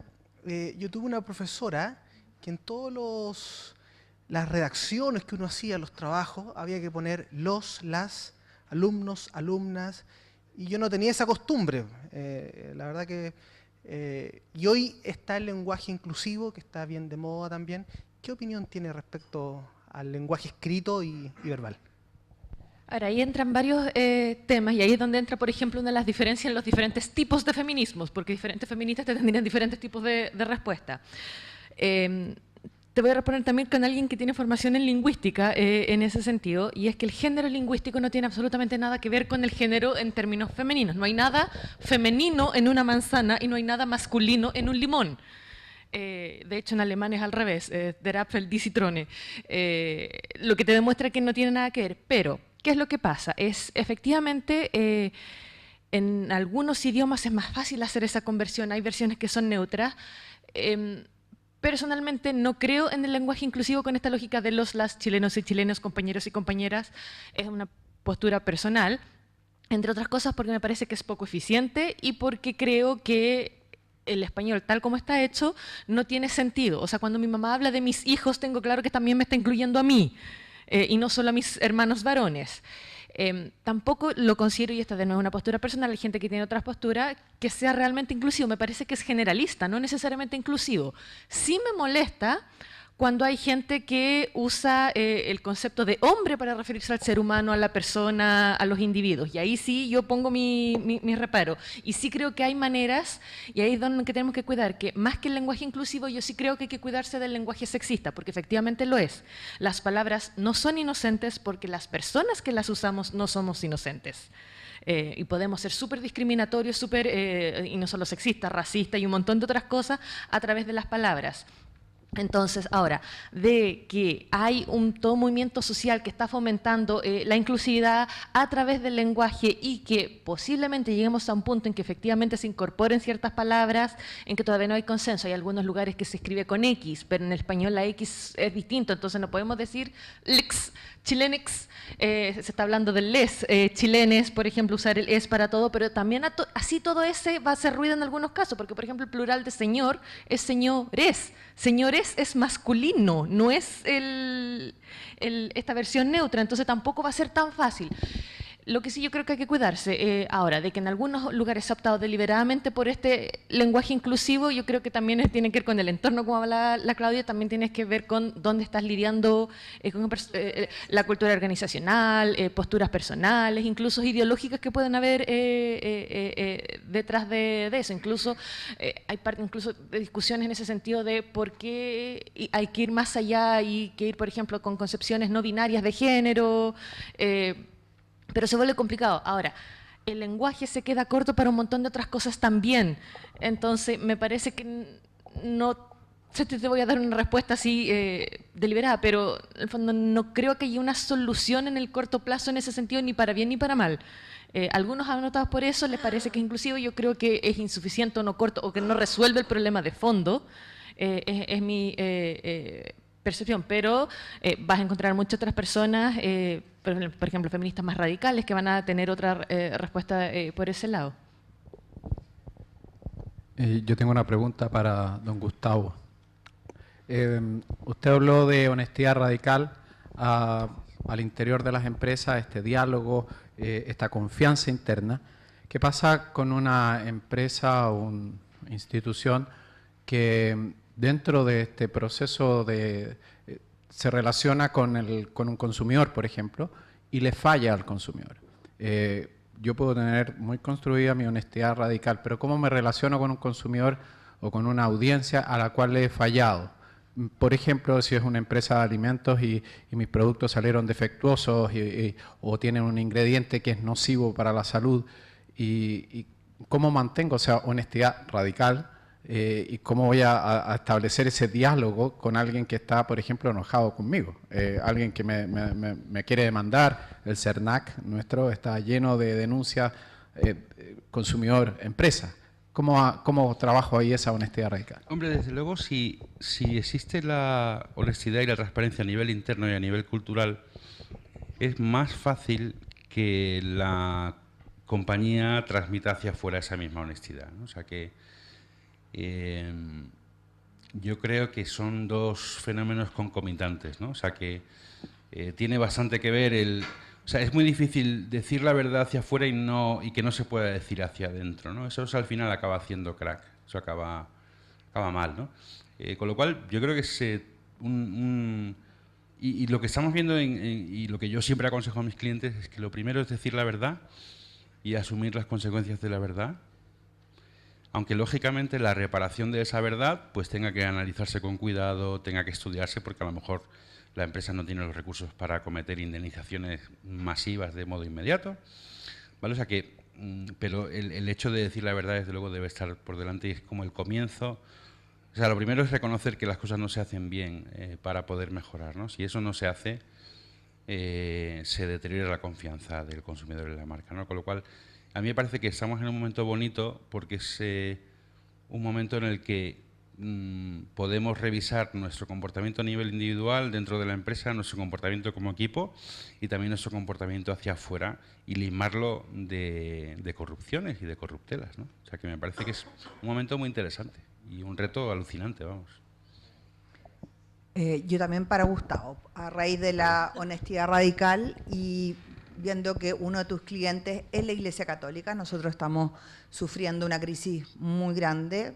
También es injusto preguntarte porque sé que no la conoces tan de cerca, pero ya que tienes un cliente tan importante como es la Iglesia Católica y una de las grandes falencias en este minuto de cómo se ha manejado la crisis, sobre todo para los que trabajamos en comunicación de iglesia, es la falta de honestidad radical de nuestros pastores frente a asumir ciertos o encubrimientos o hechos.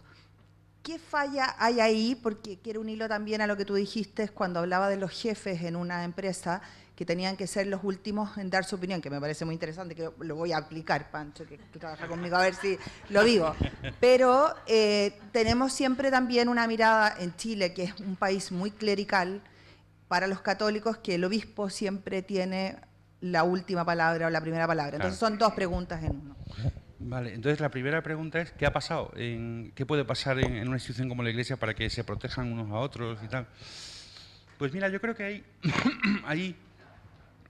la institución adquiere una fuerza y un protagonismo que anula la dimensión personal, ¿sabes? O sea, que llega a anular la dimensión personal. O sea, que yo estoy convencido de que esas personas que han estado ahí a cargo de la Iglesia chilena tienen conciencia, tienen corazón, son personas que en mayor o menor grado pues han escuchado las historias y saben que algunas han sido verdades, luego, ¿no? Me imagino, ¿eh? O sea, no conozco a fondo el caso chileno, ¿no? Pero ¿qué ocurre? Que en cuanto se sientan con sus colegas, entran en acción otros, como entra en acción el fantasma de la institución, ¿no? Que hace que no se puedan decir las cosas a la cara, que no se puedan reconocer porque por espíritu de cuerpo. O sea, que es muy fuerte, ¿no? Porque es familia. Porque es familia también y es una cosa además muy íntima a ti. Como persona, ser católico es una cuestión muy, muy íntima y muy personal.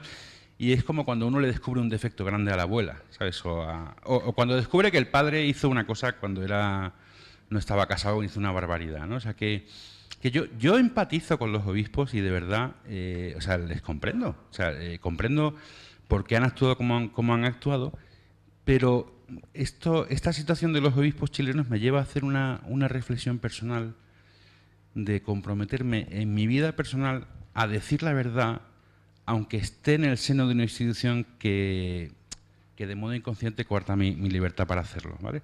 O sea que el coraje que hay que tener para decir la verdad, aunque uno vaya en contra de la institución y aunque uno se esté saltando varios escalones en la jerarquía, pues eso es una cosa que yo creo que hay que darle una vuelta. O sea que si uno... ¿Qué hubiéramos hecho nosotros en esa situación? Pues yo, a lo mejor la gente es muy ingenua y dice, no, yo seguro que lo habría tenido muy claro y tal. Yo no. O sea, yo estando ahí en la situación de los obispos chilenos no sé qué habría hecho. Ahora, pasado el tiempo dices, vale, viendo lo que ha pasado y conociendo el relato completo, ahora tenemos todos la facilidad de ser mucho más rápidos y mucho más sinceros a la hora de actuar, ¿no? O sea que también las crisis tienen una cosa muy buena, que es que te abren nuevas etapas, te cambian de época, ¿no? Una crisis a la Iglesia como la de Pedrestia le ha cambiado de época completamente, ¿no? Entonces, bueno, yo en el fondo es que soy muy providencialista, entonces creo que casi todo lo malo al final tiene un efecto positivo, ¿sabes? O sea, pero vamos, que no deja de tener la gravedad moral lo que ha pasado desde luego, ¿no? O sea, eso es... Pero de verdad que es muy difícil a veces decir la verdad y y enfrentarte a tus propias instituciones, convicciones más interiores, ¿no? Es muy complicado, pero hay que pedirle ayuda a Dios para hacerlo, ¿sabes? Porque para ser humilde y decir fortaleza y lo hago, ¿sabes? O sea, si lo tengo que hacer, lo hago. Si tengo que denunciar a esta persona, lo hago. No sé si esto te contesta, ¿no? ¿Vale? Y perdona, la segunda pregunta, ¿cuál era? Es que no me acuerdo ya. Vale. Sí. Claro. Claro. Pero eso, sí, el mundo clerical es como es y no sé, yo llevo un montón de años trabajando en el Vaticano y no tengo ninguna ilusión por cambiar la forma de ser del Vaticano. O sea que entiendo que el Vaticano es como es y lleva 20 siglos funcionando, con lo cual no pretendo entrar allí y cambiar la cultura. Y sí que noto todavía que en el mundo clerical te ve al laico como tú decías, ¿no? Antes, con los padres que ayudan. ¿Sabes? Pues a veces el obispo ve al laico como, échanos una mano. No, ¿cómo que échanos una mano? Es que yo soy tan iglesia como tú, ¿sabes? Y eso es lo que ellos no aceptan.